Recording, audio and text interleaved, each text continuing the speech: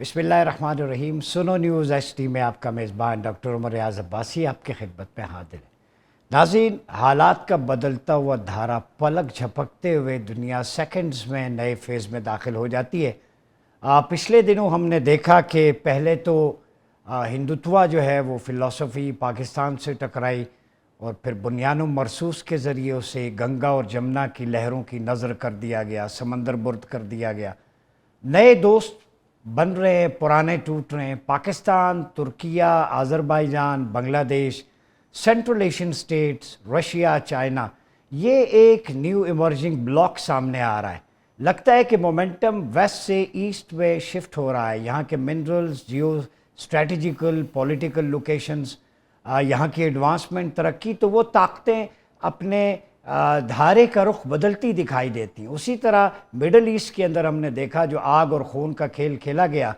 पहले तो गज़ा को ब्लड बाथ में तब्दील किया गया, ओपन एयर प्रिजन बनाया गया, ओपन एयर ग्रेवयार्ड का नक्शा पेश किया गया। यहाँ तर्जुमान गज़ा और फ़लस्तीन ने बारहा कहा कि गज़ा सफ़े हस्ती से मिट चुका है। वहाँ ज़िंदा लाशें मौजूद हैं, वहाँ पे जानवर लाशों पे परिंदे मंडला रहे हैं, दरख्त की छालें और पत्ते खाने पे मजबूर हैं। तो जो नोटोरियस बीस्ट है तारीख़ का नेतन्याहू, जिसने दूध पीते बच्चों को भी माफ़ नहीं किया, उन पे भी बम चलाए और उन्हें जलाकर भस्म कर दिया, फिर उसने जारियत करके ईरान को निशाना बनाया और लगता था कि अमेरिका कूदेगा और अमेरिका उस जंग में कूदा, लेकिन फ़ौरन ही डोनाल्ड ट्रंप ने सीज़ फायर का कहा। अब ये एक चाल है, क्या हो सकता है आने वाले हालात में, मिडल ईस्ट कैसा होगा, नई सफ़ बंदियाँ कैसी होंगी। जो एक इत्तेहाद बना था आलम इस्लाम का टेररिज्म के लड़ने के ख़िलाफ़, उसमें 32-35 ममालिक हैं। क्या अब उस अलाइंस को इस्लामिक इंटरनेशनल मिलिट्री अलाइंस में तब्दील किया जाए? उसके ऑब्जेक्टिव्स कैसे बदल सकते हैं? वो तो था दहशतगर्दी के ख़ात्मे के लिए, लेकिन नेटो के पैरेलल हम अपनी फोर्सेस जॉइन करें कि एक मुसलमान मुल्क पे हमला, सब पे हमला तस्वर होगा। दूसरी तरफ हम बात करेंगे कि पानी बड़ा इम्पॉर्टेंट है। समंदर में लड़ी जाने वाली जंगें कितनी अहम हैं, ब्लू इकोनॉमी फ्यूचर में किस तरफ जा रही है, उसका कॉन्सेप्ट क्या है, उसको डीप इंसाइट के साथ जानने वाली जो शख्सियत है जिन्होंने नेवी में सर्व किया है, मेरी मुराद rare admiral retired Faisal Shah साहब को आज हमने दावत दी है। बहुत शुक्रिया फैसल शाह साहब आपकी आमद का। मेरे ख्याल में आगाज़ ही ब्लू इकोनॉमी से करते हैं। ज़रा हमारे नाजरीन को समझाएं कि ब्लू इकोनॉमी का आपने हमारे प्रोग्राम में बात की थी, लेकिन डिटेल में मौका नहीं मिल सका कि ब्लू इकोनॉमी क्या है, इसका फ्यूचर क्या है और पाकिस्तान के लिए कितनी इम्पोर्टेंट है। जी बहुत शुक्रिया, और ये बड़ा इम्पोर्टेंट सवाल है। मेरा ख्याल है कि इस पे तवज्जो दी भी जा रही है, लेकिन हम थोड़ा सा लेट हैं इस पे तवज्जो देने में। और जो हमारी इकोनॉमी की हालत है उसमें ये ब्लू इकोनॉमी की जो वैल्यू है वो और ज़्यादा इम्पॉर्टेंट हो जाती है, प्रोमिनेंट हो जाती है। देखिए, ब्लू इकोनॉमी वो इकोनॉमी है जो आप समंदर से या उससे मुल्हका जो चीज़ें हैं लाइक कोस्ट है या कोस्टल इंफ्रास्ट्रक्चर है, उससे जो आमदनी हासिल होती है हम उसको ब्लू इकोनॉमी कहते हैं।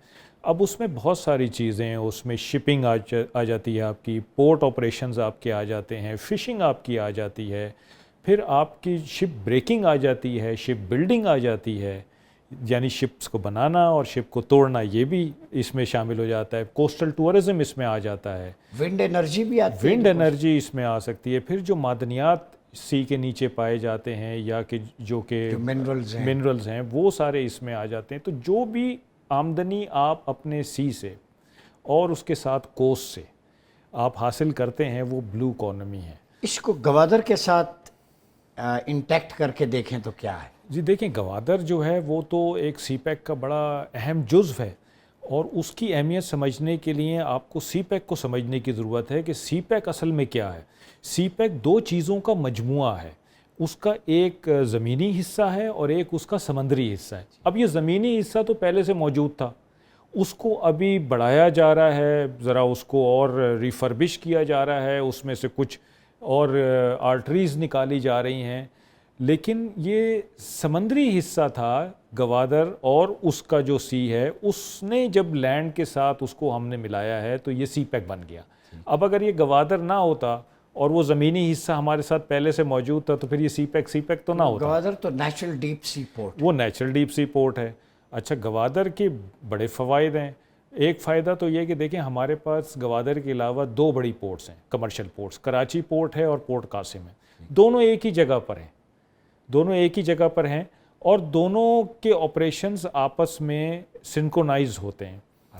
اچھا یہ دونوں پورٹ جو ہیں پرشین گلف سے اور اسٹریٹ آف ہرمز سے دور ہیں. اچھا ٹھیک ہے نا. اور گوادر جو ہے وہ بالکل پرشین گلف کے ساتھ ہے, اسٹریٹ آف ہرمز کے ساتھ ہے, یعنی وہاں سے جہاز باہر نکلے اور سیدھا پاکستانی پانیوں میں آ جاتا ہے. تو گوادر کا ایک فائدہ تو اس کی یہ روٹ جغرافی کے اعتبار سے. جی, اس کی روٹ کے حساب سے اس کی لوکیشن بڑی اچھی ہے. جغرافی کے حساب سے گوادر کو ہم ڈیپ سی پورٹ کہتے ہیں. کیوں کہتے ہیں ڈیپ سی پورٹ؟ دیکھیں تمام پورٹ ڈیپ سی ہوتے ہیں اور اگر نہیں ہوتے ہیں تو ان کو کیا جاتا ہے ڈریجنگ کر کے, لیکن یہ نیچرل ڈیپ سی پورٹ ہے, یعنی قدرتی طور پہ اللہ نے ہمیں دیا ہے کہ آپ گوادر سے باہر نکلیں تو آپ کو ڈیپتھ ملنا شروع ہو جاتی ہے سی میں اتنی کہ ایک بڑا جہاز آرام سے آ سکتا ہے, تو آپ کو ڈریجنگ اتنی زیادہ نہیں کرنی پڑتی جتنی باقی پورٹس میں کرنی پڑتی ہے. یہ ایک اس کا بڑا فائدہ ہے. پھر اگر اس کو ہم ویسٹرن روٹ جو ہے سی پیک کا اس سے کنیکٹ کر دیں تو یہ سیدھا آپ کو لے جائے گا چائنا کے ویسٹرن پروونس سے ملا دے گا. اب چائنا کو بھی اس سے بڑا فائدہ ہے کہ اس کو جو ایک گھوم کے آنا پڑتا ہے گلف کی طرف یا افریقہ کی طرف, وہ سیدھا اس روٹ پہ چلتا ہوا آئے زمینی روٹ پہ اور گوادر سے اپنی سامان کی ترسیل کر دے یا وہاں سے منگوا لے. تو یہ ٹائم بھی کم لگے گا, ٹائم بھی کم, پیسہ بھی کم لگے گا. یہ بہت اکنامیکل روٹ ہے. اچھا پھر میں آپ کو ایک اور چیز بتاؤں, سینٹرل ایشین ریپبلکس یہ معدنیات سے مالا مال ہیں. ٹھیک ہے جی, کہ آذربائیجان, یہ سارے جو ہیں کرغزستان, ازبکستان, تاجکستان, یہ سب معدنیات سے مالا مال ہیں, آئل اینڈ گیس سے مالا مال ہیں. اب یہ اپنا سارا سامان دنیا میں بھیجنا چاہتے ہیں, روٹس اویلیبل ہیں, بلیک سی کے تھرو بھی جا سکتے ہیں, اور بھی 1-2 روٹس ہیں جن کے تھرو جا سکتے ہیں, لیکن گوادر ان کو شارٹیسٹ روٹ پرووائڈ کرتا ہے, شارٹیسٹ روٹ. اور اگر یہ ہو جائے تو دنیا کا تقریباً 60 سے 70% کروڈ آئل یہاں سے ٹریول کر سکتا ہے گوادر سے. تو آپ امیجن کریں کہ گوادر کا پوٹینشیل کتنا ہے. پھر جتنے بھی شپس پرشین گلف میں جا رہے ہیں, وہاں سے باہر نکل رہے ہیں, وہ بڑی لمبی جرنی کر کے آتے ہیں دنیا میں, تو ان کو ریپیئر مینٹیننس چاہیے ہوتا ہے. تو اگر گوادر پہ ایک شپ یارڈ بن جائے, جس کا پلان بھی ہے گورنمنٹ آف پاکستان کا, تو اس وہ شپ یارڈ ان تمام شپس کو ریپیئر مینٹیننس فیسلٹیز پرووائڈ کر سکتے ہیں. تو کتنا ریونیو پاکستان کے لیے جنریٹ ہو سکتا ہے. تو یہ گوادر کی بڑی اہمیت ہے. ٹھیک ہو گیا. آتے ہیں اب موجودہ صورتحال مڈل ایسٹ کے اندر. غزہ تو دنیا سے مٹ چکا ہے, ان کے ریپریزنٹیٹیو یہاں پہ آئے جیسے میں نے عرض کیا. اس پوری جنگ میں غزہ کا کہیں ذکر نہیں آیا, بڑے افسوس کی بات. 55-60-70 ہزار لوگ وہاں پہ شہید ہوئے, بچے بھی خواتین بھی. وہ جینوسائڈ ہے. International criminal court of justice وہ نیتنیاہو کے خلاف ڈیسیژن دیتی ہے, UN اس کے خلاف ہے, ساری طاقتیں. کس کی آشیرواد ہے کہ بدمست ہاتھی بنا ہوا ہے؟ اور دوسرا یہ بتائیں کہ یہ جو متھ تھا 3 لیئر 4 لیئر ان کا ڈیفنس, آئرن ڈوم, سب کچھ خس و خاشاک کی طرح ایران نے بہا دیا, کیسے دیکھتے؟ دیکھیے پہلے میں آپ کے دوسرے سوال کا جواب دیتا ہوں کہ یہ ان کے ساتھ ہوا کیا. دیکھیں دنیا کا کوئی بھی air defence system foolproof نہیں ہوتا, 100% وہ نہیں روک سکتا. ٹھیک, ایک میزائل جب آتا ہے تو اس کو روکنے کے لیے 2 سے 3 میزائل مارے جاتے ہیں, جن میں سے ایک میزائل اس کو انٹرسیپٹ کر پاتا ہے. یہ کاسٹلی ہے, بہت کاسٹلی ہے. ایران کے ایک میزائل کو مارنے کے لیے ایک ایوریج جو رقم لگی ہے اسرائیل کی, وہ $4 ملین کی لگی ہے. ایک میزائل گرانے پہ $4 ملین. ٹھیک ہے جی. اب یہ ہم اسرائیل یہ تو کہتا رہا کہ جی میں نے اتنے ایران کے میزائل مار دیے ہوا میں, وہ نیچے نہیں گرے, لیکن وہ یہ نہیں بتاتا کہ اس کی اکانومی پہ کتنا فرق پڑا ہے. تو ایران نے بڑا سمارٹ پلے کیا. ایران نے کیا کیا, ایران نے شروع میں اپنے لو اینڈ ہلکے پھلکے میزائل بھیجے تاکہ ان کا جو ایئر ڈیفنس سسٹم ہے وہ ایگزاسٹ ہو جائے, انگیج ہو جائے. جی, اور اکانومی بھی ان کی فرق پڑتا رہے. اور پھر جب ان کا ایئر ڈیفنس سسٹم تھک گیا, ایگزاسٹ ہو گیا, کمزور ہو گیا, تو انہوں نے اپنے ہائی اینڈ میزائل بھیجنا شروع کر دیے. اسی لیے آپ نے دیکھا کہ جو آخری دن تھے ان میں ایران کے جو میزائل سے انہوں نے زیادہ تر نے امپیکٹ کیا اسرائیل میں اور تباہی مچائی. اب مسئلہ یہ ہے کہ اسرائیل ویسے تو بدمست ہاتھی بنا ہوا ہے, بہت دلیر اور بہادر بنا ہوا ہے, کیونکہ وہ نہتے انسانوں کو مارتا رہا ہے، بچوں کو مارتا رہا ہے، تو وہ سمجھتا ہے کہ جیسے ہمارے پڑوسی ہیں جن کو گجرات کا قصاب کہا جاتا ہے، وہ سمجھتے ہیں کہ جی اب میں تو اتنا میں نے قتل و غارت کیا تو میرے لیے تو لوگوں کو مارنا کوئی چیز نہیں ہے. وہ ہولی سمجھ کے آئے تھے لیکن جی چتا جلانے کا چتا جلا انہیں کا سمجھ آ سامان گئی. لے کر چلے گئے. تو انہوں نے بھی یہی کیا کہ انہوں نے ایران پہ اٹیک تو کر دیا، لیکن جو ایران کی طرف سے تباہی مچی وہاں پہ تو ان کی عوام اس کی متحمل نہیں ہو سکی. انہوں نے اتنی تباہی کبھی دیکھی نہیں تھی، اتنا ٹینس انوائرمنٹ کبھی دیکھا نہیں تھا، جبکہ ایرانی عوام نے تو 8 سال عراق سے جنگ کی ہے، وہ تو یہ سب تباہیاں دیکھ چکے ہیں. آپ ایران کے دوران بھی وہ تو جی پریکٹس تھی جیسے ہماری وار آن ٹیرر میں ہوئی ہے. جی ایسے تھا. آپ آج بھی ایران میں چلے جائیے، ان کے تمام شہروں میں جو دیواریں ہیں وہ بھری ہوئی ہیں شہداء کی تصویروں سے، بل بورڈز لگے ہوئے ہیں. جی ان کی سڑکوں کے نام شہداؤں کے نام پر ہے. تو وہ تو عادی ہیں اس چیز کے، وہاں کوئی کھلبلی نہیں مچی. ان کا سورس آف انسپریشن مشہد مقدس میں ہے. جی وہ سی این این نے دکھایا، بی بی سی نے دکھایا، انڈیپینڈنٹ میڈیا نے دکھایا کہ وہاں زندگی بالکل معمول پہ، دھماکے ہو رہے ہیں. پھر شاہ صاحب آپ یہ بتائیں، جب ان کے سپریم لیڈر یہ کہیں کہ میں امپورٹنٹ نہیں، ایران نہیں، اسلام امپورٹنٹ ہے، ٹاپ لیڈرشپ آپ کی شہید ہو جائے، وہ کہتے ہیں مجھے ایک جملہ بڑا، ہمیں یہ وراثت کربلا اور بدر سے ملی ہے. بدر میں 313 تھے، کربلا میں 72 تھے. جی بالکل. آج بھی اگر پورے میں بڑا ڈیپلی اس کو سوچتا ہوں، آپ سروے کروا لیں، کسی ماں سے کہیں کہ بچے کا نام پیدا ہوا یزید رکھ لو، وہ 100 دفعہ سوچے گی. حسین رکھ لو، فاطمہ، علی، زینب. مطلب دل و ذہن پہ حکمرانی ہے قتل ہو کے. یہ شہنشاہیت ہے، یہ حکمرانی اور فتح ہوتی. آپ صحیح کہہ رہے ہیں بالکل. اور یہ جو رجیم چینج کی بات ہوتی رہی، رجیم چینج کی، میں شروع سے کہتا رہا کہ یہ پاسبل نہیں ہے، کیونکہ جو ویسٹ سمجھ رہا تھا، جو یو ایس اور اسرائیل سمجھ رہے تھے، وہ یہ سمجھ رہے تھے کہ جیسے ہم نے صدام کو ہٹایا، قذافی کو ہٹایا، ہم نے بشار الاسد کو ہٹایا تو سارا سسٹم کرپل کر گیا اور پھر ہم اپنا پپٹ وہاں پہ لا کے بٹھا دیں گے.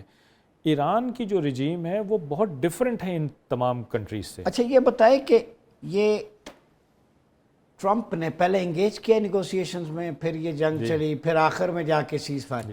ٹرمپ کے کریکٹر کو آپ کیسے دیکھتے ہیں؟ نہ سمجھ آنے والا. ٹرمپ ایک بہت ہی انپریڈکٹیبل آدمی ہے، لیکن انہوں نے یہ سب ایک پلان کے تحت کیا.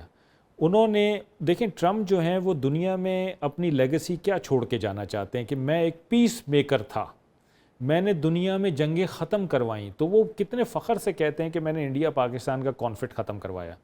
اب وہ کہتے ہیں کہ میں نے انڈیا پاکستان کے بعد ایران اسرائیل کا ختم کروایا. تو ایران اسرائیل کا کانفلکٹ ہوتا تو ختم ہوتا نا. تو انہوں نے پہلے شروع کروایا، پھر اس کو انہوں نے ہائپ دی خود شامل ہو کے، اور پھر انہوں نے کہا اچھا بس کیا کر دو، غزہ کا ختم کروا پائیں گے؟ فلسطین کا قضیہ حل ہوگا؟ دیکھیے غزہ کا جو قضیہ ہے وہ آئیڈیولوجیکل بیس ہے، اور وہ آئیڈیولوجیکل بیس جو قصے ہیں یا جو کانفلکٹس ہیں ان کو ڈیل کرنا ذرا مشکل کام ہوتا ہے. یہ جو ٹیریٹوریل والا ہوتا ہے یا دو ملکوں کے درمیان ہوتا ہے اس کو آپ پھر بھی کر سکتے ہیں، لیکن جو آئیڈیولوجیکل ہے جس میں اسرائیل کی یہ کوشش ہے کہ فلسطین کا نام و نشان ہی مٹا دیا جائے اور یہ فلسطینی یہاں سے ہجرت کر جائیں، جارڈن چلے جائیں، ایجپٹ چلے جائیں، کسی اور ملک میں چلے جائیں، اور یہ جو ان کا علاقہ ہے اس پہ بھی ہم قبضہ کر کے امریکہ کو دے دیں. تو یہ مشکل کام ہے، اور یہاں پریزیڈنٹ ٹرمپ جو ہیں وہ فیل ہو گئے ہیں. اس سے پہلے وہ رشیا یوکرین میں بھی فیل ہو گئے، لیکن وہ ان دو جو کانفلکٹس تھے انڈیا پاکستان ایران اسرائیل، اس کی بیس پہ وہ اپنا کیس لڑنا چاہتے ہیں نوبل پیس پرائز کا. یا پھر چنگاری بھڑک سکتی ہے؟ یہ بالکل بھڑک سکتی ہے چنگاری، کیونکہ دیکھیں آپ اسرائیل کی یہ ہسٹری رہی ہے کہ وہ اس طرح کے ایگریمنٹس کو یوز کرتا ہے اپنے آپ کو مضبوط کرنے میں، اور پھر جب وہ دوبارہ اپنے آپ کو کنسولیڈیٹ کر لیتا ہے، مضبوط کر لیتا ہے، تو وہ یک طرفہ طور پہ ان کو توڑ دیتا ہے. پلان تو ان کا مدینہ اور خیبر تک ہے، گریٹر اسرائیل کا. جی گریٹر اسرائیل کا جو پلان، وہ دیکھیں یہ جو ہوا ہے کانفلکٹ، اس میں اسرائیل کی کیا کوشش تھی؟ کوشش اس کی یہ نہیں تھی کہ وہ ایران کا نیوکلیر پروگرام ختم کرے یا رجیم چینج کرے یا ایران کو گھٹنے ٹیکنے پہ مجبور کرے. وہ یہ چاہتا تھا کہ مجھے وہ آزادی حاصل ہو جائے ریجن میں کہ میں جب چاہوں، جہاں چاہوں، جس کو چاہوں اٹیک کر سکوں اپنی منشا پہ. جب میں سمجھوں کہ یہ ملک، یہ گروپ، یہ شخص میرے لیے خطرہ ہے اور اس کو ہلاک کرنے سے میرا پولیٹیکل آبجیکٹیو یا پولیٹیکل ریلیجیس آبجیکٹیو اچیو ہوتا ہے، تو میں وہ کام کر سکوں اور مجھے کوئی نہ روک سکے. بنیاد و مرصوص سے پہلے کا پاکستان بنیان مرصوص کے بعد اور آج تک کا پاکستان کتنا فرق دیکھتے ہیں؟ بہت فرق ہے. بنیان المرصوص نے ہمیں چینج کر دیا ہے، نہ صرف ہمیں بلکہ ہمارے امیج کو دنیا میں چینج کر دیا. اب ہر کوئی ہمیں عزت کی نظر سے دیکھتا ہے، ہماری طرف دیکھتا ہے، پاکستان کی بات سنی جاتی ہے، کیونکہ جو میچورٹی پاکستان نے دکھائی ہے. گرین پاسپورٹ میں چمک پیدا ہوئی ہے. جی، پولیٹیکل لیول پہ، ڈپلومیٹک لیول پہ، ملٹری لیول پہ، سوشل لیول پہ، میڈیا پہ، انفارمیشن وارفیئر، ان سب چیزوں میں ہم نے انڈیا کو مات دی ہے. اور یہ دنیا نے کہا ہے، ہم نہیں کہہ رہے. تو ہمارا اسٹیچر اب جو ہے نا وہ ایلیویٹ ہو گیا ہے، ہم اوپر چلے گئے ہیں اور ہمیں اب اس کو مینٹین کرنے کی کوئی ضرورت ہے. ڈیوائن انٹرونشن ہے، بلیسنگ آف اللہ سمجھتے ہیں آپ؟ دیکھیں، بلیسنگ آف اللہ تو ہوتی ہے، نیت صاف منزل آسان. تو آپ وی نے are united. We were united. اگر آپ نے کام کیا ہے اور وقت جب آیا ہے اس وقت آپ متحد ہوئے ہیں اور آپ نے اپنی تمام تر صلاحیتوں کو پازیٹیو طریقے سے یوز کیا ہے، تو پھر اللہ کی مدد تو شامل حال ہوگی. آپ نے جنگ بدر کا ذکر کیا، میں تھوڑا سا یہاں پہ بتاؤں کہ دیکھیں جنگ بدر میں کیا تھا. 313 نے 1000 پہ کیسے غلبہ پایا؟ ایمان، تیاری، جو اسلحہ تھا وہ ادھر بھی وہی تھا ادھر بھی وہی تھا.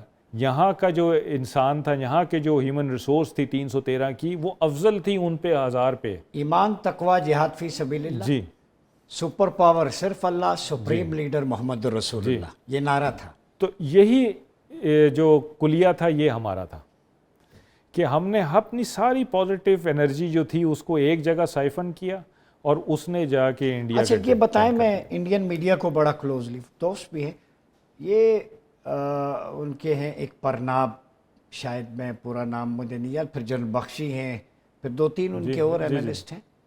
اب بات ہونا شروع ہو گئی ہے مولانا عاصم منیر، حافظ عاصم منیر، وہ جب بھی بولتا ہے قرآن جہادی ہے. وہ مطلب انڈیا کو قرآن فوبیا بھی ہو گیا، اسلامو فوبیا تھا ہی گجرات کا کسائی، وہ عاصم منیر فوبیا بھی ہو گیا، حافظ فوبیا بھی ہو گیا کہ جس کے سینے میں قرآن ہے.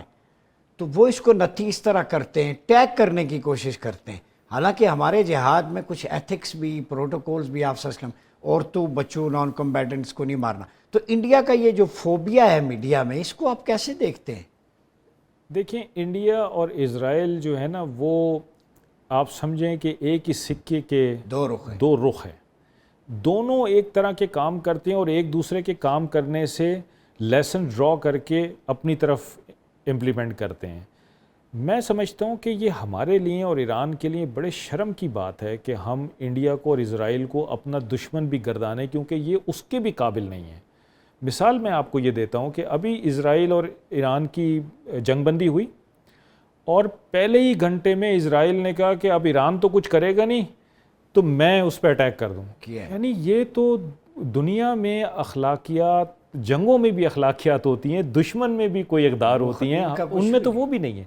اسی طرح ہمارے پڑوسی ہیں کہ ان کا جب دل چاہتا ہے کہ یار میں نے ووٹ لینے ہیں، میں نے اپنی پاپولیرٹی میں اضافہ کرنا ہے، ایک جھوٹا بیانیہ بناتے ہیں اور پاکستان کے اوپر دوڑ. یہ دونوں ملک، ایران اور اسرائیل اور انڈیا، یہ اسلام کو ریڈیکل اسلام کہتے ہیں، ریڈیکل اسلام کہتے ہیں، اور یہ سمجھتے ہیں، دنیا میں یہ پروپوگیٹ کر رہے ہیں کہ اسلام میں صرف ریڈیکلزم ہے اور ٹیررزم اس کی ایک برانچ ہے. حالانکہ دیکھا جائے ہندوتوا اور سیہونزم، ان کا nexus is equal to terrorism and radicalisation. جی ایگزیکٹلی. یہ تو اب تو دیکھیں دنیا کے سامنے ان کا جو چہرہ ہے وہ سامنے آ رہا ہے. مطلب انڈیا اگر ہمیں ٹیررزم کا کہتا تھا کہ جی یہ اسپانسر کرتے ہیں وہ کرتے ہیں، تو خود پکڑا گیا ہے اوورسیز ٹیررزم. ہم نے اگر بدے مارنے ہوتے تو کلبھوشن کو مار دیتے، ابھی نندن کو واپس نہ کرتے. ہم نے اپنے نبی کے اصولوں پہ عمل کیا، روایات پہ، نان کمبیٹ واپس چھوڑ دیا گڈ ول جیسچر میں، ہیومینیٹیرین گراؤنڈز میں. ہمارا تو اسلام یہ کہتا ہے ہم بچے کو، عورت کو، کسی پہ ہاتھ نہیں اٹھاتے، نہ ہاسپٹل. ہم نے بنیان مرصوص میں ان کے ملٹری انسٹالیشنز کو ٹارگٹ کیا. انہوں نے تو سویلینز کوئی. دیکھیں انفارچونیٹلی اس وقت دنیا میں نہ انٹرنیشنل سسٹم ہے، نہ انٹرنیشنل لا ہے، نہ نارمز ہیں، نہ ویلیوز ہیں، کوئی ایسی چیز، اقدار نہیں ہے، انسانیت نہیں ہے، کوئی چیز نہیں ہے. آپ کو مضبوط ہونا چاہیے. آپ مضبوط ہیں تو آپ اپنا حق دنیا سے لے سکتے ہیں. اگر یہ نہیں بتائے ہے کہ آخری سوال ہے، 57 نیشن سٹیٹس ہیں، 24 میں خلافت کا ڈکلائن ہوا. خلافت تھی تو کشمیر، سب کچھ ایزی تھا، کوئی مسئلہ نہیں تھا. نیشن سٹیٹس میں بانٹ دیا, ایک ایک انگلی کر کے مار رہے ہیں, مکہ نہیں بنتے. صفن کأنہم بنیان مرصوص, کہ اللہ کی راہ میں لڑو بھی صف بند ہو کر, اکٹھے ہو کر, الگ الگ نہیں کہ شامی ایرانی پاکستانی الگ. صفن کا مطلب ہے صف بند ہو کر. وہ جو ٹیررزم کا الائنس تھا ہم نے 32 ممالک, کیوں نہیں 57 اسلامک کنٹریز کا ملٹری الائنس بنائے جیسے نیٹو کا ہے؟ ایک ملک پہ حملہ, پوری اسلامک ورلڈ پہ حملہ ہوگا. میں نہیں کہتا کہ نام بدل دیں, ایران, ترکیہ, پاکستان نام وہی رہیں, سعودیہ, لیکن دو چیزیں اکٹھی کر دیں حج کے موقع پر, فارن پالیسی اور ملٹری الائنس, پھر دیکھیں آپ کی تقدیر کیسے بدلتی ہے. کیا آپ سمجھتے ہیں کہ اس تناظر میں ہمیں اس پلیٹ فارم پہ تو امہ بن جانا چاہیے؟ ڈاکٹر صاحب, مسلم امہ جو ہے وہ بس اب ایک پولیٹیکل سٹیٹمنٹ ہے, پریکٹیکلی نہیں ہے. کیوں نہیں ہے؟ آپ نے اپنے رسول صلی اللہ علیہ وسلم کا معجزہ علم, اس کا دامن ہاتھ سے چھوڑ دیا. ٹھیک. کوئی ریسرچ اینڈ ڈیولپمنٹ آپ نہیں کرتے, کوئی تحقیق نہیں کرتے, کوئی تفکر نہیں کرتے. آپ کو جو چاہیے ہوتا ہے آپ مغرب سے خرید لیتے ہیں, آپ کو جو چاہیے ہوتا ہے آپ مشرق سے خرید لیتے ہیں. آپ کی اپنی کیا ہے, کیا کیپیبلٹی ہے آپ کے پاس؟ تو مطلب بہت سارے ایسے ملک ہیں مسلم امہ کے جو کہ پینسل بھی نہیں بنا سکتے. تو جب تک آپ خود اپنے پاؤں پہ نہیں کھڑے ہوں گے, آپ علم کی کھوج میں نہیں نکلیں گے, آپ ریسرچ ڈیولپمنٹ نہیں کریں گے, اپنی کیپیبلٹی نہیں بنائیں گے. دیکھیں ایران ابھی کیوں کھڑا رہا یو ایس اور اسرائیل کے سامنے, حالانکہ کتنے دہائیوں سے سینکشنز میں تھا, ڈیمیج بھی بہت اٹھایا. انڈیجنس کیپیبلٹی تھی ان کا. میں یونیورسٹیز کو خود وزٹ کیا, میں نے تارا یونیورسٹی میں پیپر پڑھنے گیا, ان کے ینگسٹرز اپنے سافٹ ویئر خود بناتے ہیں. انڈیجنس کیپیبلٹی تھی. تو یہ مسلم ورلڈ میں یہ کہہ رہا ہوں, ان کے ریسورسز آپس میں ایک دوسرے کے کام آئے. ملٹری الائنس تو ایک ہو سکتا ہے. انٹرسٹ سے جب بالا تر ہو کے, نیشنل انٹرسٹ سے بالا تر ہو حافظ کے آپ آئیں سید گے. عاصم منیر فیلڈ مارشل ہے, میں ان کا مداح ہوں اس لیے کہ قرآن سینے میں ہے, لائن آف ایکشن بڑی کلیئر ہے, یوتھ کو بڑا اچھا انگیج کیا, بارڈر پہ جاتے ہیں ورسز کوٹ کرتے ہیں. اس بنیان و مرصوص میں ان کا لیڈنگ رول, بریوری, بہت دبنگ آدمی, آل رسول بھی ہیں, حافظ بھی ہیں. وہ یہ لیڈ لے سکتے ہیں کہ سب کو کہیں کہ ساری 57 ممالک ملٹری الائنس کی حد تک اور فارن پالیسی. کہہ تو سکتے ہیں, لیکن میرا نہیں خیال کہ یہ ممکن ہوگا, کیونکہ ہر ملک کا اپنا ایک نیشنل انٹرسٹ ہوتا ہے اور وہ اس کو پرسو کرتا ہے. میں آپ کو بتا رہا ہوں نا کہ مسلم اس امہ میں جو تو ہے, مفاد پورے مسلم کنٹریز کا ہے. دیکھیے مفاد تمام مسلم کنٹریز کا ہے یا نہیں ہے, یہ ایک ڈیبیٹیبل چیز ہے. میں سمجھتا ہوں کہ ایران کی تباہی میں بھی بہت سارے ایسے ملکوں کا ہاتھ تھا جن کے نام پوشیدہ ہیں. ہمیں پتہ ہے, اس میں کچھ اپنے تھے, کچھ پرائے تھے.